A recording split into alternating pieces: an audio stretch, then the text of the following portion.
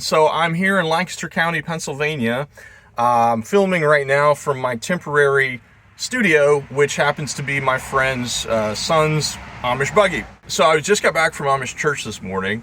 It was really a nice service. Saw some old faces that I've known for a while. Had some Amish peanut butter, snitz pie, all that stuff. You can check out some of my videos on Amish church service to find out more about what that's like. Weather's beautiful here right now.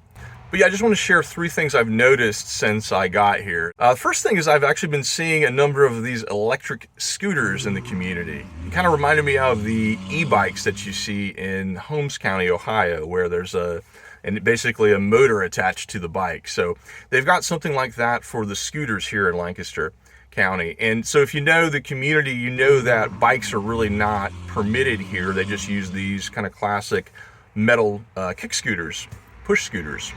A few years ago, there was an article about the local Amish volunteer fire department people and the EMTs using these electric motors to be able to get to their calls more quickly. And apparently that usage has migrated to the to the general population. I've seen at least a couple of young guys flying around on these fast scooters. Now, it doesn't mean that it's officially accepted in the community, but it's just something that you'll see at least in some areas of the community. Second new thing that I noticed since I got here was beards on two of my Amish friends' sons. Now, why do they have beards now? By the way, I haven't been up here for over 2 years. So what happened was last year, both of them ended up getting married. And if you know kind of the Amish custom, Amish young men grow their beards typically once they get married. That can vary by community. So these are guys that I've been used to seeing for like 10 plus years, with no facial hair. And then when you see them for the first time with the beard, it's kind of a shock. They become a husband, they become, more adult in some sense. And in fact, I actually mistook one of the brothers for the other brother because he was kind of plopped out on his brother's couch and I hadn't seen him with a beard before. So I said, it's you. No, it's not you. It's the other brother.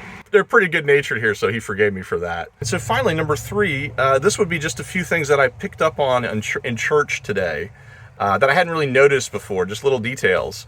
One of them was, if you're familiar with Amish church, the second song that's sung, there's car noise here, so I'm trying to time how I speak to you. The second song that's sung in each church service is called the Loblied.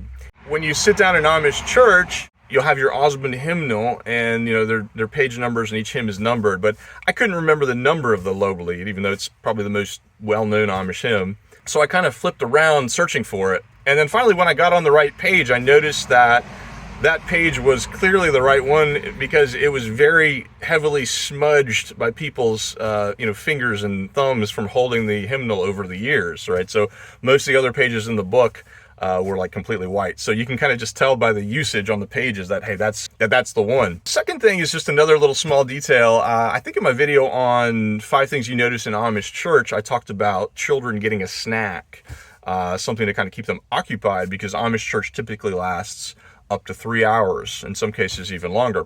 But I forgot that the adults also sometimes would appreciate some kind of refreshment during church. So my friend was actually popping a candy in his mouth before we went in, and I asked for one too. It was one of these Vicks kind of menthol, almost medicinal candies, but I saved that for about an hour in and then popped it in. And gives you like a nice little wake up, I guess, the menthol. And then the third thing I learned that I didn't know before, it was kind of interesting, was that the ministers, that in addition to greeting each of the male attendees at church, the ministers also will go into the house area where the women are waiting and also individually greet the women. The thing I really didn't know was that, my friend told me that in some churches, he said that the older men in some churches will actually greet the older women in the church.